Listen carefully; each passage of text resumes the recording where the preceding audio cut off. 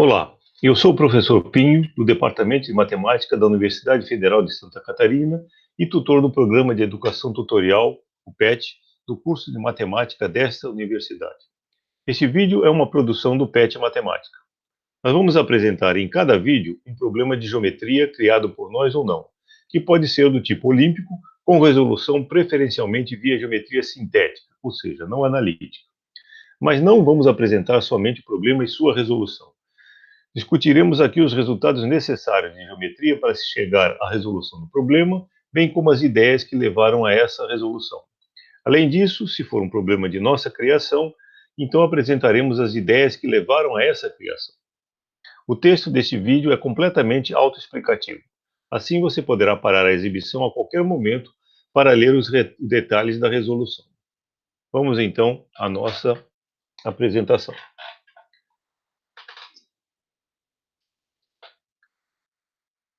O que nós vamos apresentar hoje? Um problema que não foi criado por nós, mas ele é bem interessante porque tem várias possíveis generalizações, que consiste em dividir uma figura em duas dimensões ou em três dimensões, em duas partes, em duas figuras, que tenham ou a mesma área, se for o caso de figuras no plano, ou que tenham o mesmo volume, no caso de figuras no espaço. Por meio de quê? Por meio de alguma curva no plano ou por meio de uma superfície no espaço. O que nós vamos fazer aqui é uma versão bem simplificada desse problema, que a nossa figura será um triângulo equilátero que vai ser dividido por um segmento em um triângulo e um quadrilátero ou em dois triângulos de mesma área. Esse problema vai ser apresentado em três partes. A primeira parte, nós veremos a divisão feita por duas figuras de mesma área. A segunda parte, a divisão vai ser feita em duas figuras de mesmo perímetro. E na parte 3, nós vamos ver a possibilidade de dividir esse triângulo em duas figuras de mesma área e, ao mesmo tempo, de mesmo perímetro. A pergunta que fica aqui é, se esse problema tiver várias possíveis soluções em cada parte, qual seria o segmento de comprimento mínimo e o segmento de comprimento máximo que realizam essas divisões? Então, nosso problema 2, parte 1 de hoje, problema da divisão de um triângulo equilátero em duas figuras de mesma área por meio de um segmento de comprimento mínimo. Na próxima parte, nós vamos apresentar divisão em duas figuras de mesmo perímetro, como já dissemos antes. Bom, dividir um triângulo em duas figuras por um segmento, né, em duas figuras de mesma área, é muito simples. Isso qualquer triângulo, na verdade. Basta você usar qualquer uma das três medianas desse triângulo.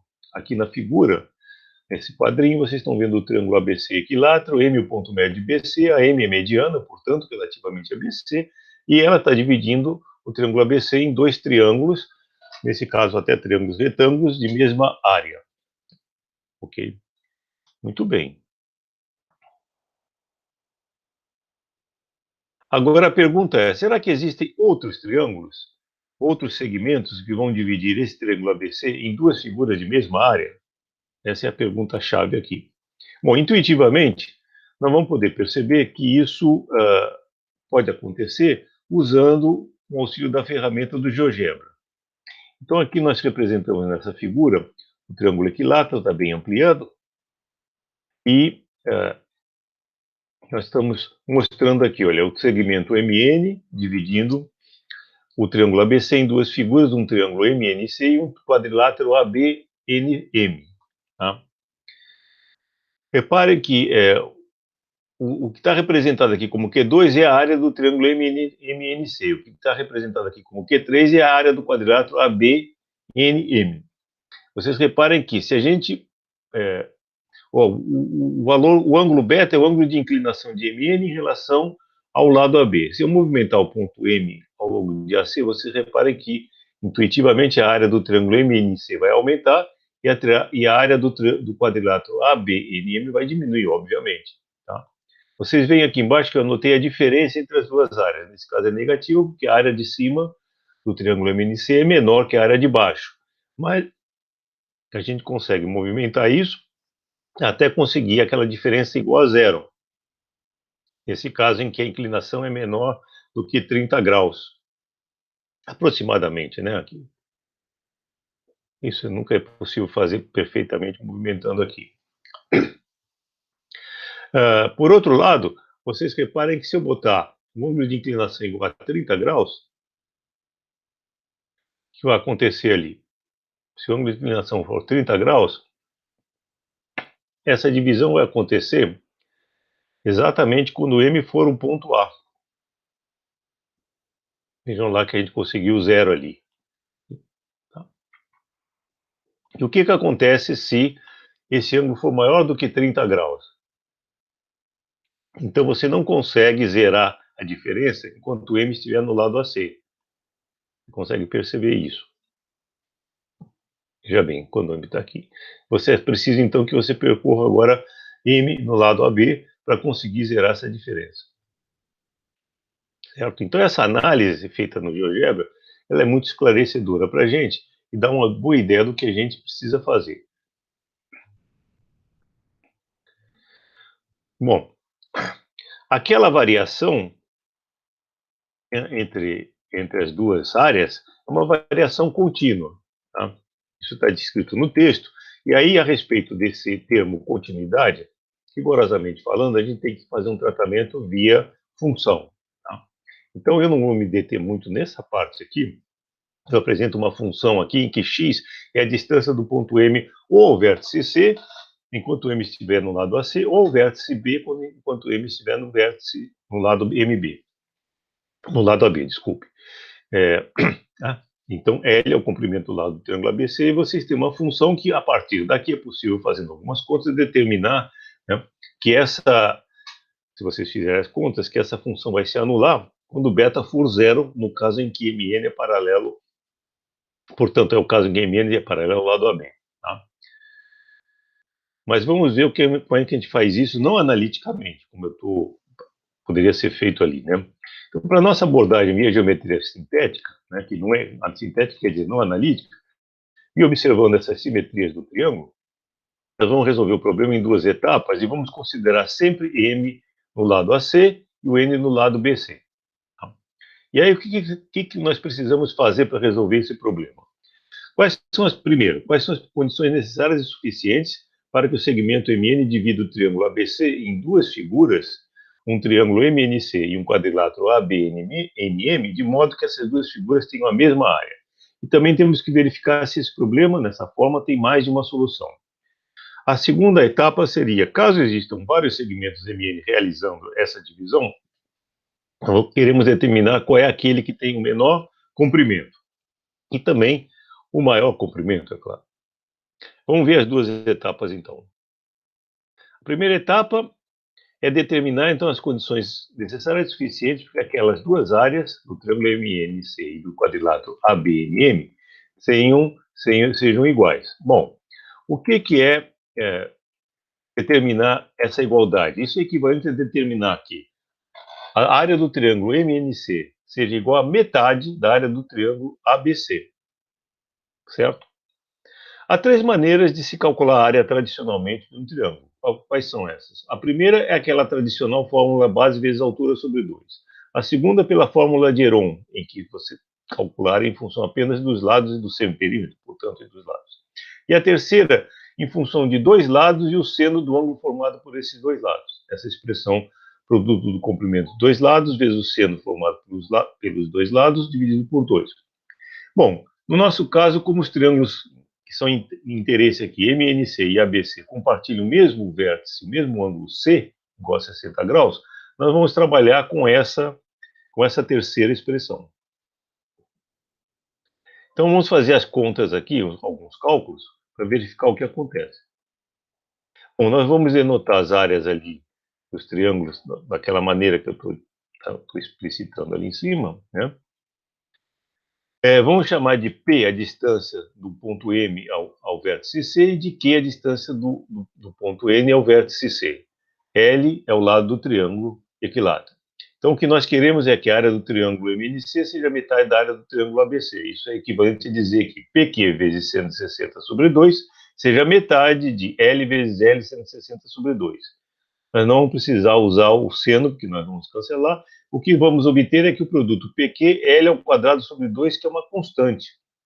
Então, essa é a condição necessária suficiente para que essa divisão ocorra. uma observação que eu faço aqui, que já de uma certa maneira já foi observada na análise lá através do GeoGebra, é que se o beta for maior que 30 graus, ou seja, o ângulo de inclinação do segmento MN em relação ao lado AB, o que vai acontecer? Você não vai conseguir fazer essa divisão com o ponto M no lado AC. Por quê? Quando o M for A, né, CM vai ser L. No entanto, o Q acabará sendo menor que L sobre 2. E esse produto não será igual a L2 sobre 2, não tem como fazer isso dessa maneira com uma inclinação maior.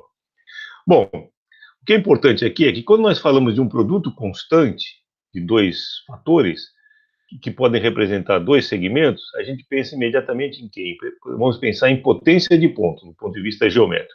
Ora, que vem a ser isso? O que é potência de ponto? Vamos ver a definição, então, de potência de ponto. Você considera uma circunferência C de centro O e de raio R. Vamos considerar um ponto qualquer no plano da circunferência. Vamos chamar de OP de D e definimos a potência de ponto. O ponto P em relação à circunferência como sendo, bom, duas possibilidades. Na verdade, é uma terceira, que eu já vou falar, é que se o ponto for interior, o ponto P interior ao círculo delimitado por C, ou seja, a circunferência, então a potência vai ser R ao quadrado menos D2, raio ao quadrado menos a distância D2. Se o ponto estiver no exterior, a potência de ponto será D2 menos R2. É claro que, se ela estiver no círculo, essa potência será zero, isso está escrito numa observação abaixo. Mas uma coisa que é importante aqui é o seguinte: o que acontece, né, com a consequência disso tudo aí, o que acontece no caso do ponto interior? Se você considerar duas cordas AB e CD que passam por P, o que a gente vai ter é que PA vezes PB será sempre igual a PC vezes PD, duas cordas quaisquer. E isso é igual a R2 menos D2, ou seja, esse produto é a potência. No caso do ponto exterior, considera duas semirretas que intersectam a circunferência em dois pontos, cada uma delas, P intersectando AB e PCD, e considera também a tangente, o segmento tangente PT. O que a gente vai obter aqui, PA vezes PB vai ser igual a PC vezes PD, que é igual a PT ao quadrado. E isso é D2 menos R2, é a potência de ponto, no caso do ponto exterior. E nós vamos usar isso, então, geometricamente, para trabalhar produtos de segmentos, ou seja, de comprimento de segmentos. Duas observações. Então, quando o P está na circunferência, obviamente a potência, de acordo com aquela definição, vai ser zero. E o lugar geométrico dos pontos que tem a mesma potência do ponto P, tal que a distância de O do centro P, do centro ao ponto P, seja D, é a circunferência de centro O e raio D. Isso também é uma coisa que sai dessa definição. Bom, vamos analisar melhor então essa questão do ponto de vista, usando do ponto de vista da potência. Vamos escrever K, aquela constante que é igual a L2 sobre 2, como sendo L vezes L sobre 2. Portanto, a gente vai ter PQ, que é igual a K, igual a L vezes L sobre 2. Então, olhando para isso aqui, nós vamos pensar numa circunferência de diâmetro EF, que é a soma de EQ mais QF, onde EQ é L, QF é L sobre 2, e vamos considerar uma corda qualquer GH que passe pelo ponto Q. Lembre-se que F é o diâmetro. Então, nós vamos ter, de acordo com o que a gente viu na potência de ponto para ponto interior, que GQ vezes HQ é igual a L vezes L sobre 2. Esses comprimentos e segmentos aqui, GQ e HQ, correspondem aos valores P e Q marcados lá nos lados AC e BC do triângulo ABC.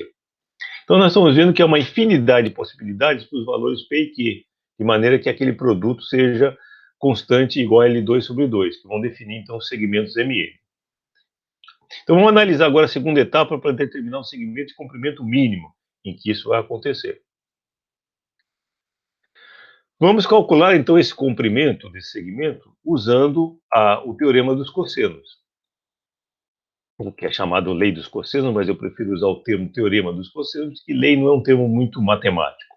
Bom, o triângulo MNC, nós temos que MN ao quadrado é P2 mais Q2 menos duas vezes P vezes Q vezes o cosseno do ângulo que é oposto a MN, que é cosseno de 60, que é igual a meio. E, portanto, nós vamos ter P2 mais Q2 menos PQ, ou seja, P2 mais Q2 menos K.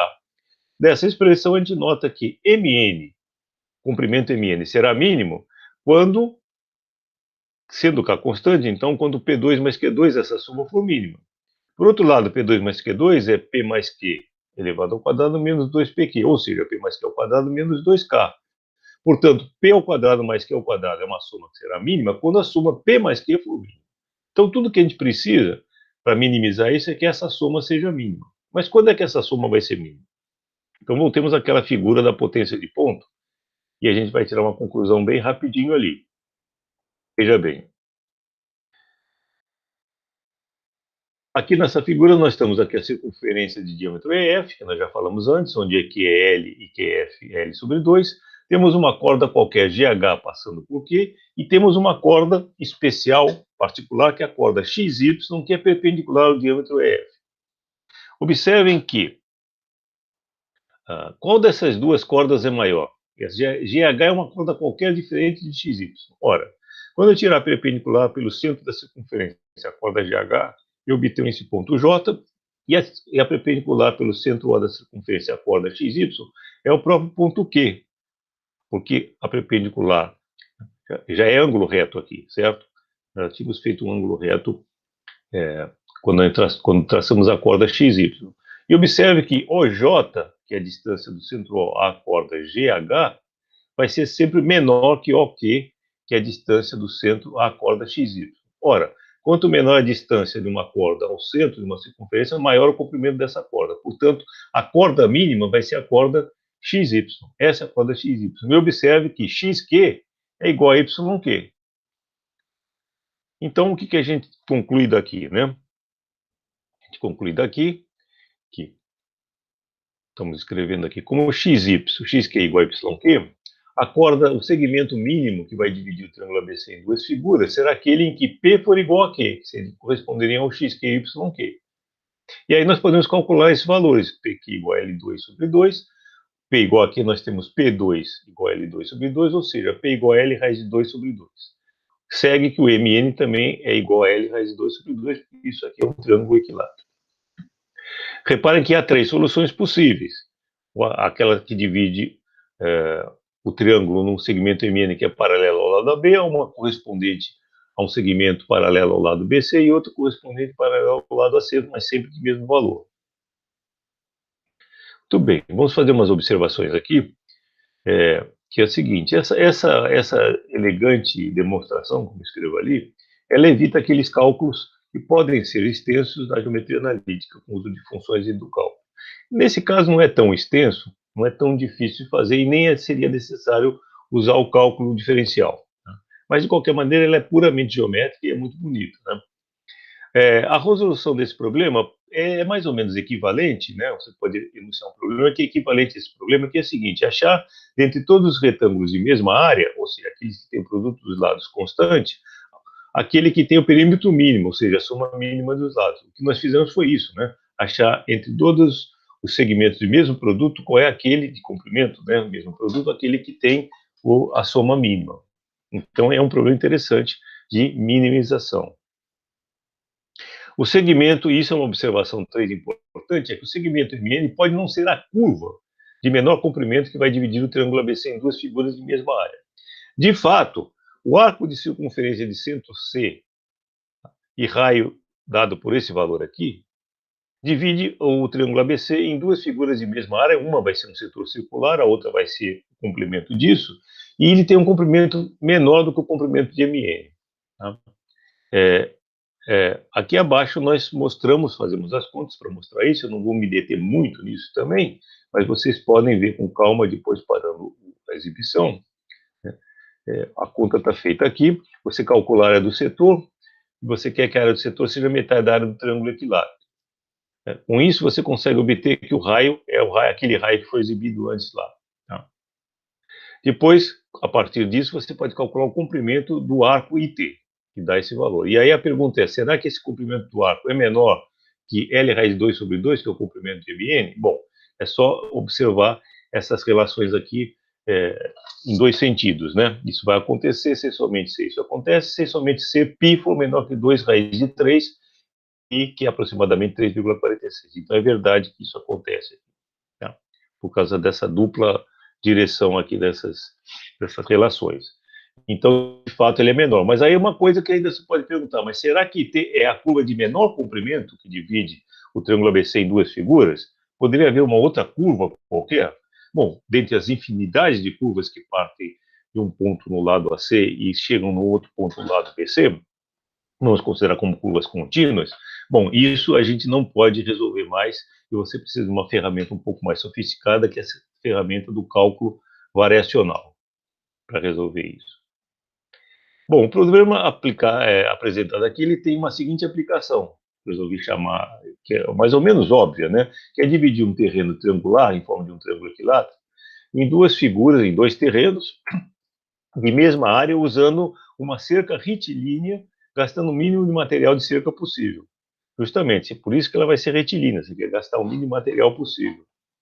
Tá? E é esse problema, você vai ter um terreno assim e outro terreno desse jeito. Então nós podemos pensar com um problema desse tipo.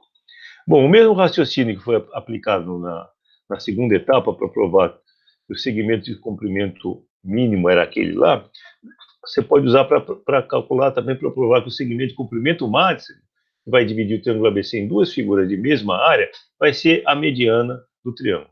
É bem fácil de ver isso, porque o comprimento será máximo quando aquela soma P2 mais Q2 for máxima, que por sua vez é máxima quando a soma P mais Q for máxima. Ou seja, quando a corda que passa por aquele ponto Q, naquela análise que fizemos da figura, for máxima, a curva vai ser máxima quando ela for exatamente o diâmetro, ou seja, quando o P for L e o Q for L sobre 2, ou seja, uma mediana do triângulo.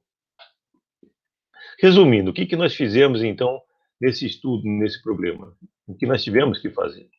Bom, nós tivemos, para determinar esse segmento, nós tivemos que usar a expressão do cálculo da área de um triângulo dado pelo produto dos comprimentos de dois lados, multiplicado pelo seno do ângulo formado por esses lados e dividido por 2. Então, tem que usar essa expressão. Isso nos mostrou que aqueles dois comprimentos CM e CN têm iguais. Aqui, necessariamente, seu produto é uma constante. Depois usamos o teorema dos cossenos para determinar o comprimento do segmento MN e verificamos que ele será mínimo quando, bom, na verdade, verificamos que ele será mínimo quando P for igual a Q, mas isso usando potência de ponto. Então, essas foram as ferramentas utilizadas aqui. O que a gente pode criar? Que outros problemas nós podemos criar a partir desse problema? O natural aqui é a generalização do problema para um triângulo qualquer. Ou seja, dividir um triângulo qualquer ABC por meio de um segmento, de modo que obtenhamos duas figuras de mesma área. E esse problema é interessante, nós não vamos apresentar aqui, porque para cada par de lados que a gente considerar os pontos MN, tá? AC e BC, ou AB e BC, ou AB e AC, haverá um segmento de comprimento mínimo que será paralelo a cada lado do triângulo ABC, respectivamente. E aí a pergunta é qual dos três é o menor possível, e essa determinação vai depender dos ângulos do triângulo. Enfim, pessoal, chegamos aqui ao final da nossa apresentação. Simplesmente eu queria aqui fazer duas observações. A primeira delas, que chama atenção, é que essas figuras que foram apresentadas nessa palestra, lá no final e aqui no final e lá no início, elas não têm nada que ver com o problema que foi apresentado no vídeo, apenas é para despertar uma curiosidade, ok? E, muito bem, então até a próxima apresentação, vai ser a continuação do problema 2, na parte 2. Um abraço para todos.